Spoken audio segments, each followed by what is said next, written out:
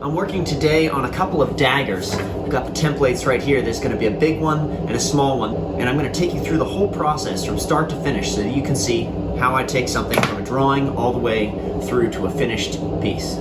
So these two drawings here are the ones that I sent my client, and these are the general outline for what I'm going to do. When I finally buckled down to make these pieces, I realized that actually this earlier version I liked a lot better from a proportional standpoint. But the problem was that the handle was just a little bit too small. So what I decided to do was make it just a little bit bigger, make everything a little bit bigger so that the handle will now be just the right size and the blade will be just a little bit longer. So I have these two different daggers on the brown paper here, and these are the current designs. So after getting these designs exactly the way I wanted them, I copied the design onto sheet metal and made these templates here. So this will give me something to forge, something to reference as I forge the shape and as I grind the shape, and I'll be able to make the daggers both symmetrical and exactly to the right proportion that I have in my design. The first step in making these daggers is going to be to forge the billet of Damascus steel for the blades. I'm using 80 CRV2 and 15N20 steels in a twisted pattern, and I want to have at least 280 layers in order to achieve the right pattern density.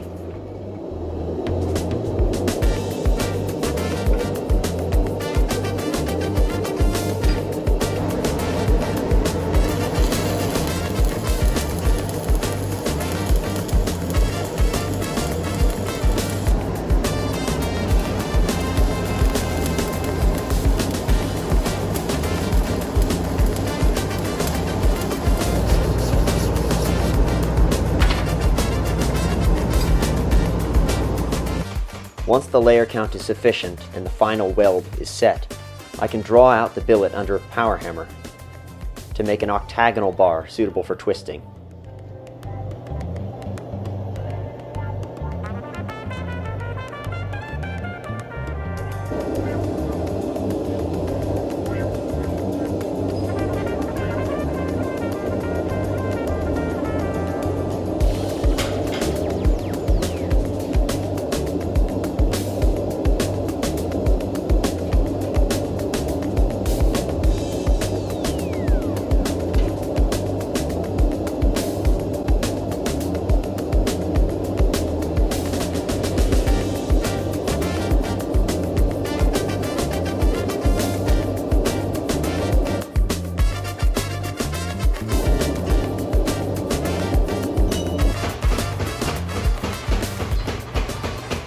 Okay, so after hammering out that twisted bar, I then brought it to the grinder and ground it all clean so that there aren't any little seams. Sometimes the twisting will leave little seams on the surface of the steel that can turn into cracks later on in the forging. So just peeking through the pattern of the bar, it looks like my usable steel for a blade goes from about here to about here.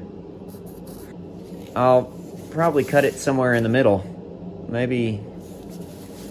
Let's see, if it stretches by about 50%. I'll cut it right about there, make a little tang.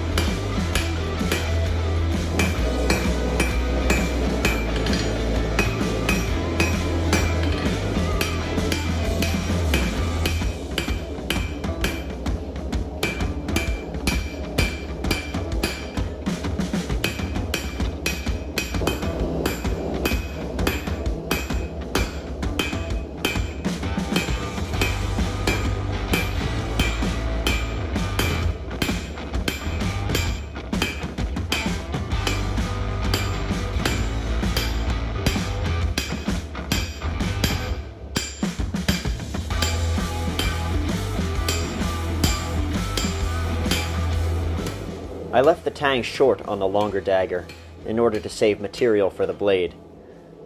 So what I'm planning to do is weld on a section of mild steel to the end of the tang to lengthen it. I'm preparing to do a traditional blacksmith's weld, or a forge weld, so I'm scarfing the ends of the two bars so that they're angled and will blend seamlessly once I hammer them together.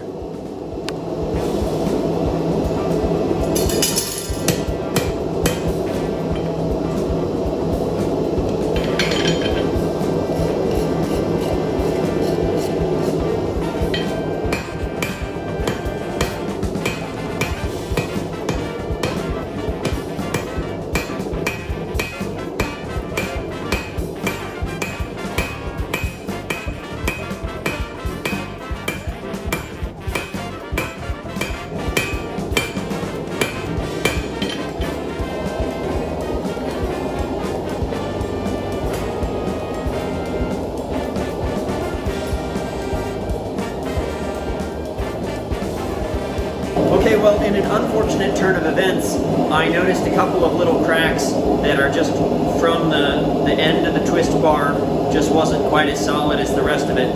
And so that means that I need to start this blade over. Luckily, I have enough Damascus steel from that original billet that I can just make it again, but it does set me back a couple of hours. I had to twist up more Damascus steel in order to redo the larger dagger.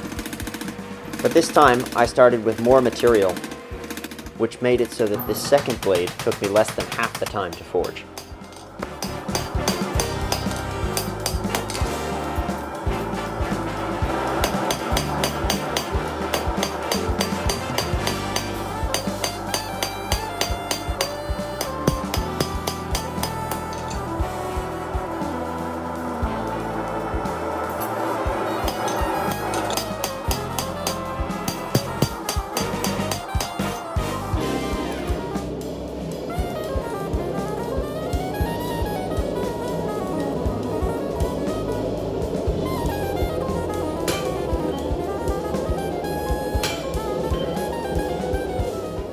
Once the blades have been checked against the templates and carefully straightened, then it's time for heat treatment.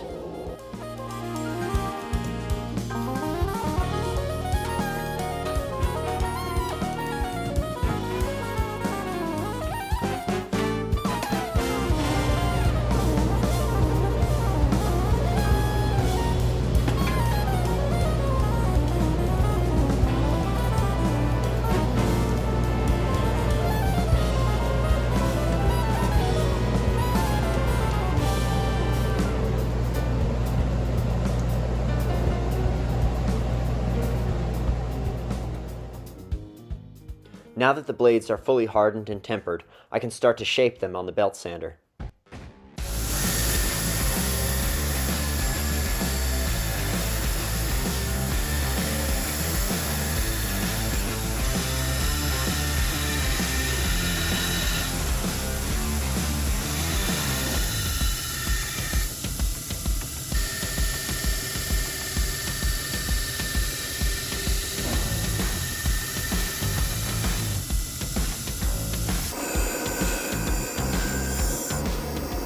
Once the profiles have been established and I know that the blades are symmetrical, I step away from the grinder in order to braze on a small piece of low carbon steel on the end of each tang.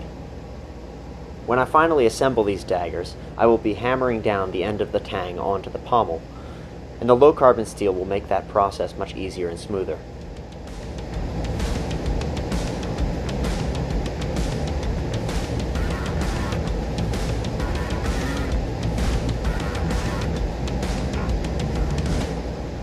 Once the tang extensions are solidly in place, it's time to grind the bevels.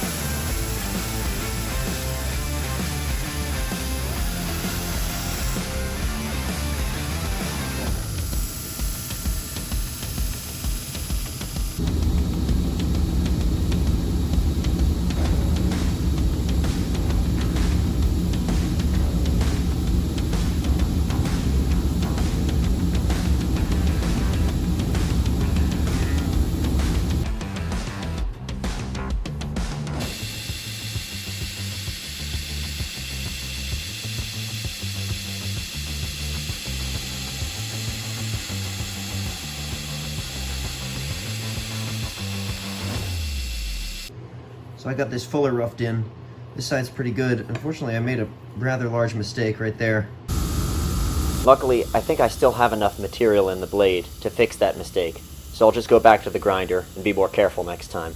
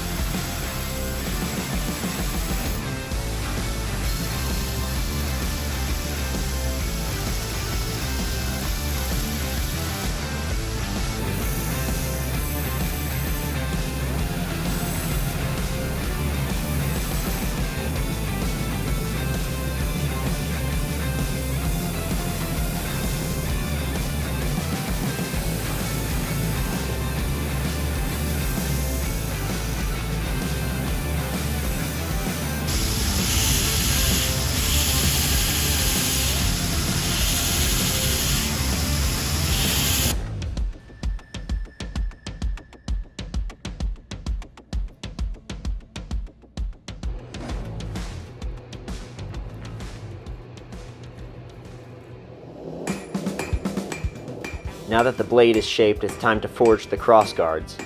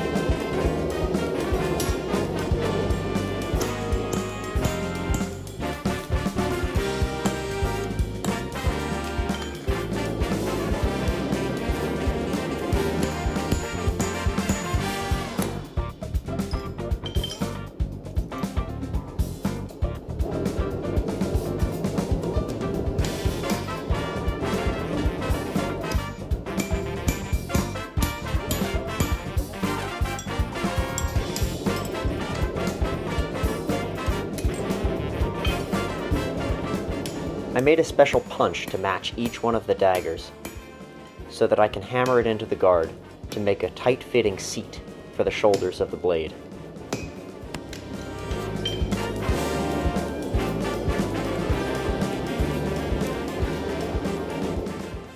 After a little bit of filing and a little bit of tapping with a hammer, both guards fit tightly onto the blades, and then I can roughly shape them on the belt grinder.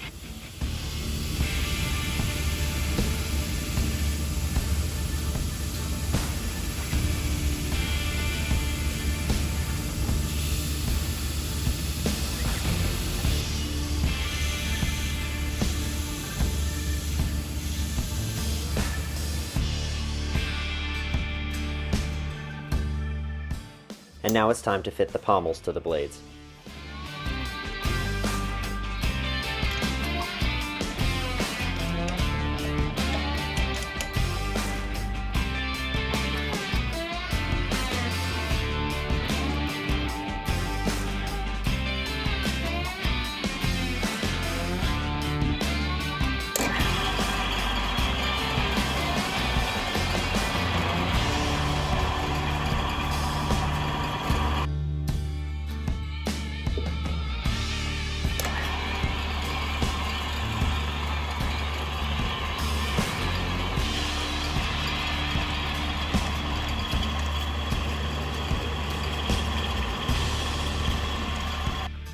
On the handle side of the pommel, I need to open up the hole slightly to fit over the square portion of the tang.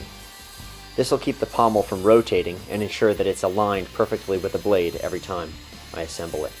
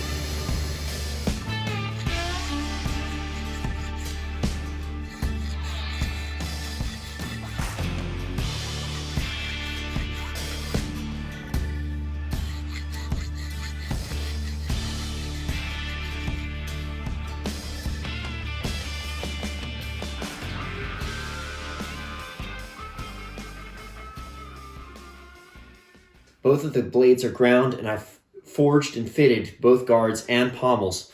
So those are the main components. I made a few little alterations to the original design while I was shaping these, and so I want to show you just kind of why I made the choices that I did and why I think they're going to be better as a result. The main changes that I made were, the first one is you can see that the length of the fuller is different. So instead of going simply to here, I went another little bit and brought the fuller a little bit further down the blade. I actually did this because of a mistake that I made while grinding the fuller, and I had to grind a little bit further in order to kind of correct that mistake. But I really like the way that it's turning out, so that's working well for me. The blade is broken into 5 main units. Previously, the fuller was just 1.5 of those units. Now it's 2 units, which is a slightly nicer proportion, I think. So we have a 2-to-3 ratio of the fullered to unfullered blade, which is kind of nice. The other change that I made is in the size of the center of this pommel wheel. Originally, I had just a 1-to-2 ratio from the outside to the inside, so that the inside was half the diameter of the outside. And when I ground this pommel that way, I found that it was just a little bit too heavy. My goal is for the dagger to balance right in the hand, right in the guard. And you can see it's a little blade heavy right now, which is perfect because I'm going to have a wire wrapped handle that should balance that out. But with that extra material, it was balancing right at the guard already. So I was a little worried that it would be handle heavy. So what I did is I changed it so that the inside is only 1/3 of the outside diameter, which honestly, from an aesthetic perspective, I also prefer, because then you have this nice, 1-1-1 proportion, and it just looks very clean and elegant. On the smaller dagger, I made the same adjustment here to match the larger dagger in proportion, even though it's obviously smaller. The smaller dagger will not be able to balance at the guard. I mean, it's not really practical to do that on a short blade because the blade doesn't have enough weight to balance out a pommel. Again, the slightly lower weight will also benefit the feel of this dagger when it's all tied up.